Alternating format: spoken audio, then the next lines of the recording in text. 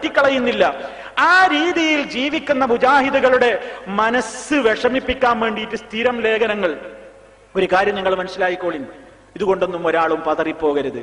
മുജാഹിദ് പ്രസ്ഥാനം എന്ന് പറഞ്ഞാൽ ഇത് തീയിൽ മുളച്ച പ്രസ്ഥാനമാണ്. ഇത് ഇനി വെയിലത്ത് വാടൊന്നുമില്ല. എത്ര എരിവേറ്റിമാര് വന്നുപോയി എന്നറിയങ്ങൾക്ക്, എത്ര അബ്ദുള്ളമാര് വന്നുപോയി.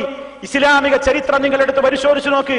മുസ്ലിം സമൂഹത്തെ തമ്മിലടിപ്പിക്കാൻ വേണ്ടി പുറത്തുനിന്ന് ചാരനായിക്കൊണ്ട് ഇസ്ലാമിലേക്ക് കടന്നു വന്ന ഒരു അബ്ദുള്ളയുണ്ടായിരുന്നു. അവന്റെ പേരും അബ്ദുള്ളായിരുന്നു. പക്ഷെ അബ്ദുല്ലാഹിബ്നു സബ ആണ്, ജൂതൻ.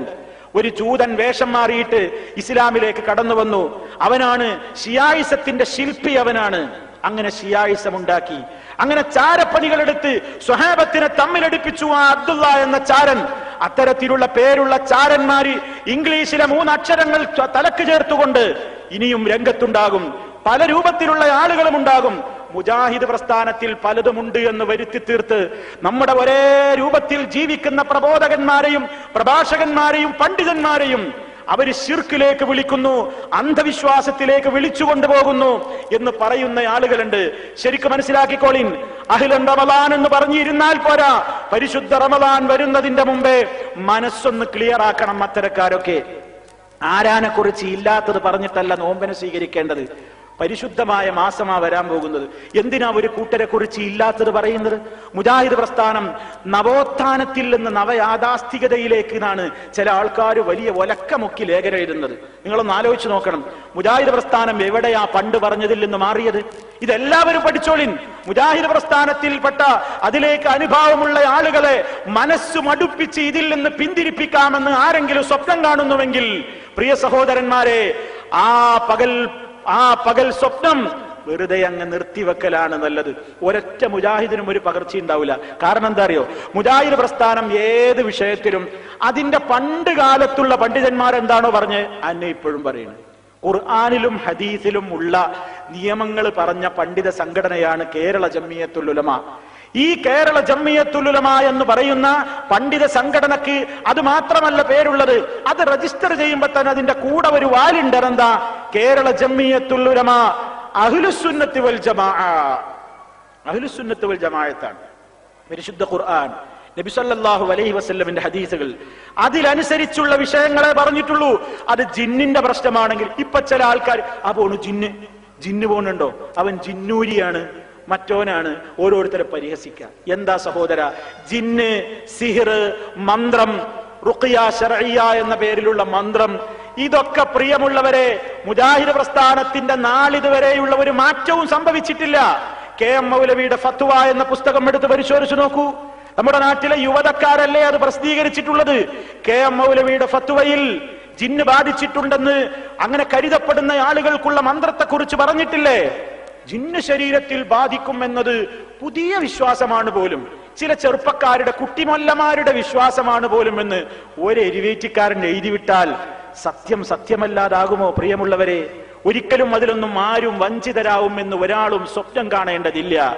മുജാഹിദ് പ്രസ്ഥാനത്തിന്റെ പണ്ഡിതന്മാർ കെ.എം. മൗലവി തൊട്ട് അവിടുന്ന് ഇങ്ങോട്ട് ഇന്നും നമുക്ക് കേരള ജംഇയ്യത്തുൽ ഉലമക്ക് നേതൃത്വം നൽകിക്കൊണ്ടിരിക്കുന്ന നമ്മുടെ അഭിവന്യരായ പണ്ഡിതന്മാർ, നേതാക്കൾ, ഓരോ വിഷയത്തിലും അവർ തീരുമാനം പറഞ്ഞിട്ടില്ലേ? ജിന്ന്, പിശാച്ച്, റുഖിയ ശർഇയ്യ എന്താണ് നമ്മുടെ പരിശുദ്ധ ഖുർആനിന്റെയും തിരുസുന്നത്തിന്റെയും അടിസ്ഥാനത്തിലുള്ള സമീപനങ്ങൾ എന്ന് മനുഷ്യരെഴുതിയതായതുകൊണ്ട് സ്ഖലിതങ്ങളൊക്കെ സംഭവിച്ചേക്കാമെങ്കിലും ആ പറഞ്ഞ ന്യായങ്ങളൊക്കെ ശരിയല്ലേ? മുജാഹിദ് പ്രസ്ഥാനത്തിന് പറയാനുള്ളതൊക്കെ അതിൽ പറഞ്ഞിട്ടില്ലേ? ജിന്ന് മനുഷ്യന്റെ ശരീരത്തിൽ പ്രവേശിക്കുമോ ഇല്ലേ? പ്രവേശിക്കും എന്നല്ലേ ജംഇയ്യത്തുൽ ഉലമ പഠിപ്പിച്ചാണോ? അല്ലാഹ് കാണുന്നില്ലേ? അള്ളാഹുവിന്റെ നിയമങ്ങൾക്ക് വിരുദ്ധമായതാണോ? ഇത് അനുവദിക്കപ്പെട്ടതാണോ? മുസ്ലിമീങ്ങൾ സഹോദരങ്ങളാണ്, പരസ്പരം ആദരിക്കേണ്ടവരാണ്, പരസ്പരം ഗീബത്ത് പറയേണ്ടവരല്ല, നമീമത്ത് പറയേണ്ടവരല്ല, അടച്ചാക്ഷേപിക്കേണ്ടവരല്ല, സമയം കിട്ടിയാൽ മറ്റവന്റെ കുറ്റം പറയേണ്ടവരല്ല, പരസ്പരം ആദരിക്കണം. തെറ്റിദ്ധാരണകളായിരിക്കും, തെറ്റിദ്ധാരണകളും ഇല്ലാത്തതും ഒരാളെ കുറിച്ച് നമ്മോട് എന്ന് പറയും. പലപ്പോഴും നബി സല്ലല്ലാഹു അലൈഹി വസല്ലം പറയാറുണ്ടായിരുന്നു സഹാബിമാരോട്, എന്റെ അനുയായികളെ കുറിച്ച് നിങ്ങൾ എന്നോട് കുറ്റങ്ങൾ വന്ന് പറയരുത്. ഇന്നലെ കണ്ട മുഖത്തോടെ തന്നെ ഇന്നും എന്റെ അനുചരണ കാണണമെന്നാണ് ഞാൻ ആശിക്കുന്നത് എന്ന് നബി സല്ലല്ലാഹു അലൈഹി വസല്ലം പറയുന്നു. എത്ര കറക്റ്റായ വചനമാണത്!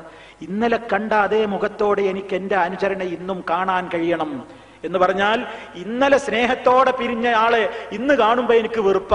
എന്താ കാരണം?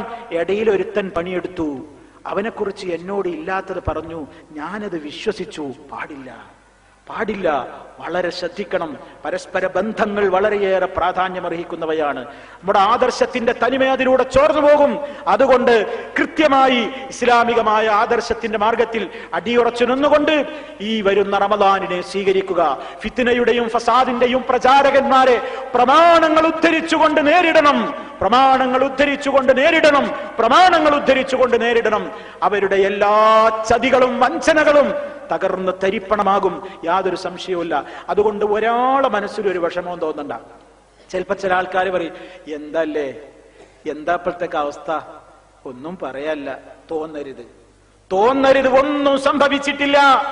ഇസ്ലാമിന്റെ ബദ്ധവൈരികൾ മുഴുവൻ ഒറ്റക്കെട്ടായിക്കൊണ്ട് ഈ ആദർശത്തെ തകർത്ത് തരിപ്പണമാക്കുവാനുള്ള ഗൂഢപദ്ധതികൾക്ക് ആരിൽ നിന്നൊക്കെയോ അച്ചാരം വാങ്ങിയിട്ട് മുക്കൂട്ട് മുന്നണിയും നാൽക്കൂട്ട് മുന്നണിയും നാൽവർ സംഘവുമൊക്കെയായി രംഗത്തുണ്ട് എന്ന് നമ്മൾ മനസ്സിലാക്കി കഴിഞ്ഞാൽ ഇതിനെ ഒന്നും ചെയ്യാൻ ആരെ കൊണ്ടുമാവില്ല.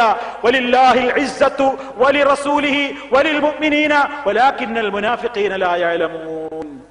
പലപ്പോഴും ആളുകൾക്കൊരു ധാരണ, നമുക്കൊരു അപമാനം, നമുക്കൊരു ചാനലില്ല, നമുക്കൊരു പത്രമില്ല, മറ്റവർക്ക് ചാനലുണ്ട്, മറ്റവർക്ക് പത്രമുണ്ട്. പത്രമില്ല, ചാനലില്ല എന്നുള്ളതൊന്നും അപമാനമായിട്ട് തോന്നരുത്, അഭിമാനമായിട്ട് തോന്നണം. അള്ളാഹുവിനാണ് അന്തസ്സ്, അവന്റെ റസൂലിനാണ് അന്തസ്സ്, സത്യവിശ്വാസികൾക്കാണ് അന്തസ്സ്. പക്ഷേ മുനാഫിക്കിനത് അറിയാൻ കുറച്ച് നേരം പിടിക്കും. വലാകിന്നൽ മുനാഫിഖീന ലാ യഅലമൂൻ. മുനാഫിഖീങ്ങൾക്ക് കാര്യം മനസ്സിലാകാൻ കുറച്ച് നേരം പിടിക്കും. ചാനൽ തുടങ്ങിയവരൊക്കെ ഇന്നെവിടെ?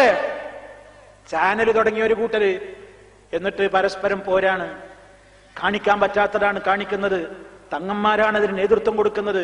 പക്ഷേ നടക്കുന്നില്ല. ഒരു മുസ്ലിമായിക്കൊണ്ട് അന്തസ്സോടുകൂടി നമുക്കതൊന്നുമില്ല എന്നതിൽ നമുക്ക് അപമാനമല്ല തോന്നേണ്ടത്. ഞാൻ അല്ലാഹുവിന്റെ റസൂല് പഠിപ്പിച്ചതുപോലെയുള്ള ആദർശത്തിൽ അടിയുറച്ചു നിൽക്കുന്നു എന്ന ഏറ്റവും വലിയ അന്തസ്സാണ് നമുക്ക് തോന്നേണ്ടത്. അനുഷ്ഠാന തീവ്രത വേണം. അതെ, അക്ഷരങ്ങളിൽ ഉള്ളതുപോലെ ജീവിക്കണം. അതെ, ഇസ്ലാം പഠിപ്പിച്ച കാര്യങ്ങളുമായി മുന്നോട്ട് പോകണം. അതിലൊന്നും നമുക്ക് ഒരു അപമാനം തോന്നരുത്. അന്തസ്സും അഭിമാനവും ഒക്കെ വിശ്വാസികൾക്കാണ്, അള്ളാഹുവിനാണ്, അവന്റെ ആദർശത്തിനാണ്, റസൂലുള്ളാഹിക്കാണ്, അവിടുന്ന് പഠിപ്പിച്ച കാര്യങ്ങൾക്കാണ്, മുഅ്മിനീങ്ങൾക്കാണ്. അത് മനസ്സിലാക്കാൻ പലർക്കും നേരം പിടിക്കുമെന്നേയുള്ളൂ. അതുകൊണ്ട് ഇസ്ലാമികമായ സുന്ദരമായ ഈ ആദർശങ്ങളിൽ അടിയുറച്ചു നിന്നുകൊണ്ട് ഈ വരും റമദാനിനെ നമ്മൾ സ്വീകരിക്കുക. തെറ്റായ എല്ലാ വിശ്വാസങ്ങളിൽ നിന്നും പ്രചരണങ്ങളിൽ നിന്നും സമൂഹത്തിന്റെ മുമ്പിൽ ആരൊക്കെ എന്തൊക്കെ കുപ്രചരണങ്ങൾ ഏത് കാര്യത്തിന്റെ പേരിൽ അഴിച്ചുവിട്ടാലും നിജസ്ഥിതികൾ ബോധ്യമായിക്കൊണ്ട് പ്രമാണങ്ങൾ കൊണ്ട് മാത്രം പ്രതികരിപ്പിക്കുക. കുപ്രചരണങ്ങളെ, ഊഹാപോഹങ്ങളെ, കള്ളവാക്കുകളെ, കള്ളത്തരങ്ങളെ, കള്ളപ്രസ്താവനകളെ, വ്യാജലേഖനങ്ങളെ കരുതിയിരിക്കുക. അത്തരത്തിലുള്ള മുഴുവൻ ചാരന്മാരെയും നടുവടിയുന്ന രൂപത്തിൽ പ്രമാണബദ്ധമായി കൊണ്ട് മുജാഹിദുകൾ മുന്നോട്ട് പോവുക. സർവശക്തന്റെ തുണയുണ്ടാകും, അള്ളാഹുവിന്റെ തൗഫീഖ് ഉണ്ടാകും. അള്ളാഹു റബ്ബുൽ ആലമീൻ നമുക്കെല്ലാം കരുത്ത് പകർന്നുകൊണ്ട് യഥാർത്ഥത്തിലുള്ള ശരിയായ ദിശയിലൂടെ തന്നെ മുന്നോട്ട് പോയി ഈ വരുന്ന റമദാനിൽ ആരോഗ്യത്തോടെ ആഫിയത്തോടുകൂടി പരിശുദ്ധ റമദാനിനെ സ്വീകരിക്കുവാനും ഇബാദത്തുകൾ കൊണ്ട് ധന്യമാക്കുവാനും പരിശുദ്ധ ഖുർആനിന്റെയും തിരുസുന്നത്തിന്റെയും ആശയാദർശങ്ങളുടെ മേന്മ ലോകത്തിന്റെ മുമ്പിൽ പ്രഖ്യാപിക്കുവാനുമുള്ള സർവ്വ തൗഫീഖും അനുഗ്രഹങ്ങളും നൽകി നമ്മെ അവൻ അനുഗ്രഹിക്കും.